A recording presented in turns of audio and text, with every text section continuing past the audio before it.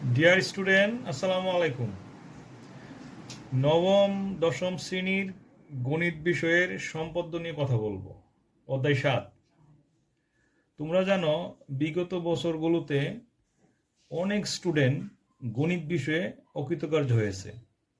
তার একটাই কারণ, মানে পুরো 2 বছরে তারা পরিসংখ্যান এবং সম্পদ্য শিখতে পারে নাই। যারা পরিসংখ্যান এবং সম্পদ্য পারবে তারা কিন্তু পরীক্ষায় অকৃতকার্য হবে না। তাহলে চলো সম্পদ্য 1 নিয়ে আজকে আমি কথা বলি। সাধারণ নির্বাচন। ত্রিভুজের ভূমি সংলগ্ন একটি কোণ ও অপর দুই বাহুর সমষ্টি দেওয়া আছে, ত্রিভুজটি আঁকতে হবে। তো প্রথমতই আমরা যে কোনো ত্রিভুজের ভূমি এ নেই। ত্রিভুজের ভূমি এ, ভূমি সংলগ্ন একটি কোণ এবং অপর দুই বাহুর সমষ্টি দেওয়া আছে। তো অপর দুই বাহুর সমষ্টি আমরা এস নির্ণয় করলাম এবং একটি কোণ এক্স আমরা বিবেচনা করলাম। তো দেখো, তাহলে আমরা সম্পদ্য 1 নিয়ে কথা বলি। ত্রিভুজের যে কোনো রশ্মি আমরা বি অঙ্কন করি।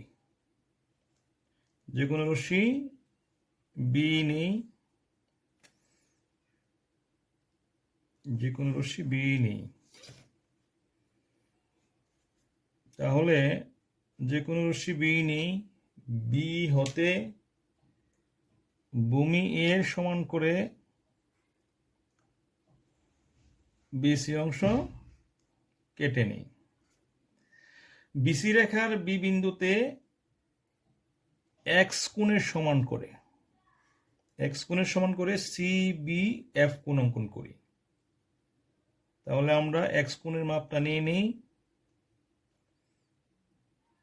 এখানে মাপটা নিয়ে নিলাম। তা দেখো,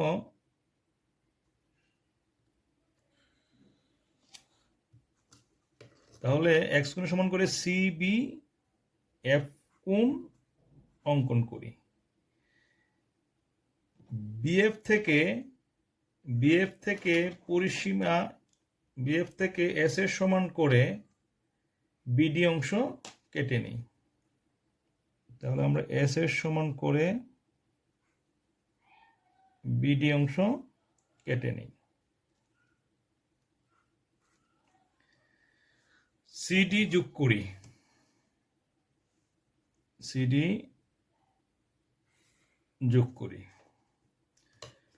ডিসি রেখাংশের যে পাশে বি বিন্দু আছে, এই যে ডিসি রেখাংশের যে পাশে বি বিন্দু আছে সেই পাশে বিডিসি কোণ এর সমান করে ডিসি জি কোণ আঁকি।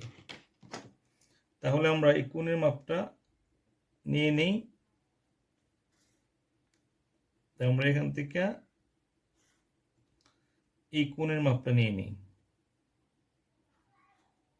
এখানে ডিসি আমরা জি কোণ আঁকবো।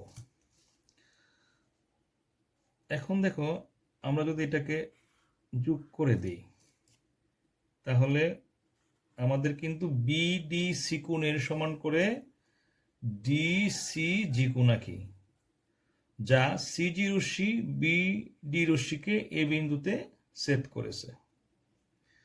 তাহলে এ বি সি উদ্দিষ্ট ত্রিভুজ। আশা করি তোমরা এই সম্পদটা বুঝতে পারছো। সবাই ভালো থাকো, সুস্থ থাকো। আমার পরিশ্রম যদি তোমাদের একটু কাজে লাগে তাহলে নিজেকে সার্থক বলে মনে করব।